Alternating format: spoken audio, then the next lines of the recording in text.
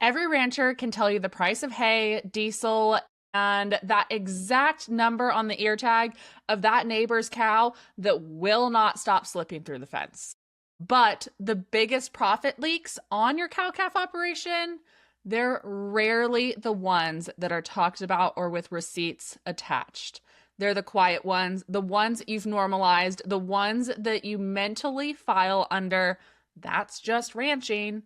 Well, today I want to walk through 5 cost traps almost every operation has, no matter how long you've been in business. And I'm going to break down why they happen, how they hit your bottom line, and what you can do this week to plug them. Let's start with the sacred part of ranching, equipment. We all love our toys. A shiny new loader, the backup side-by-side for the days the first one just, isn't running right, or it gets cold outside and that one's battery just gets a little funky, right? The baler that gets used, maybe once every few years, maybe not even once a year. But here's the truth. Equipment sits way more than it actually works. And parked equipment is still costing you money. Depreciation alone will gut you if you're not careful.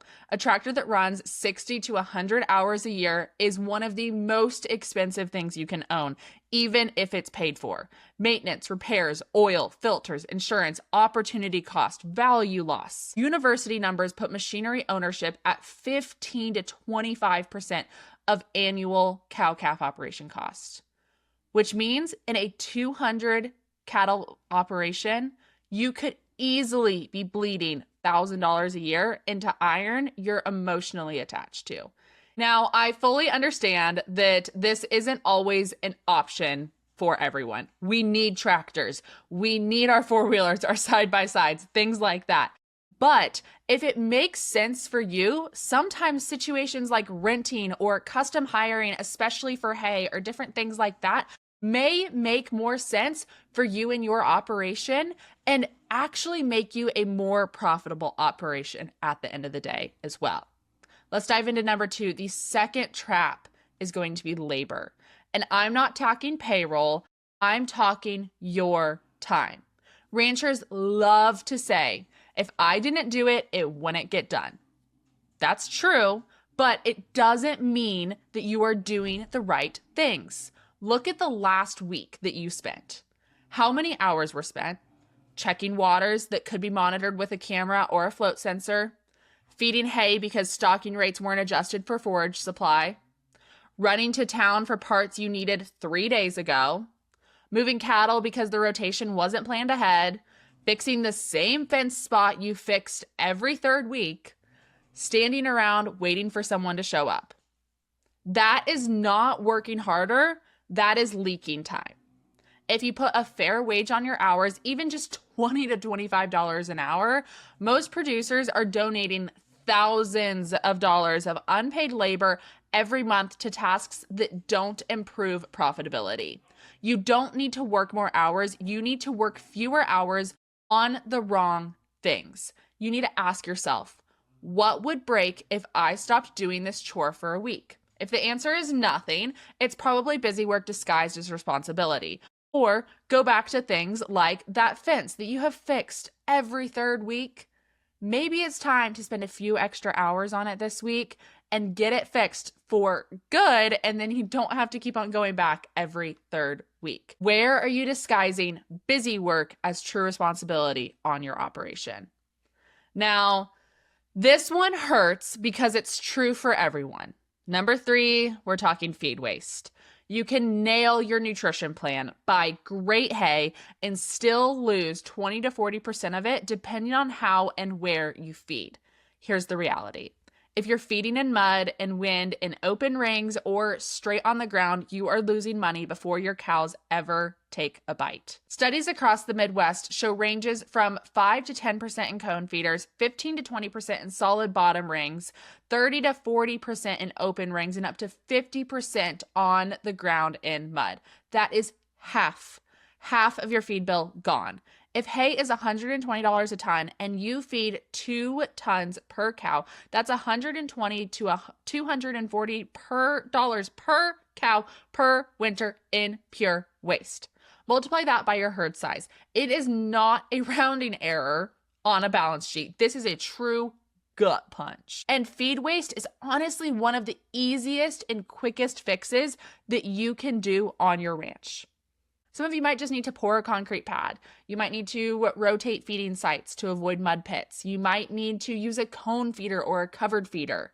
You might need to limit access to different feeding areas at different feeding times. And another option is to feed smaller amounts more often.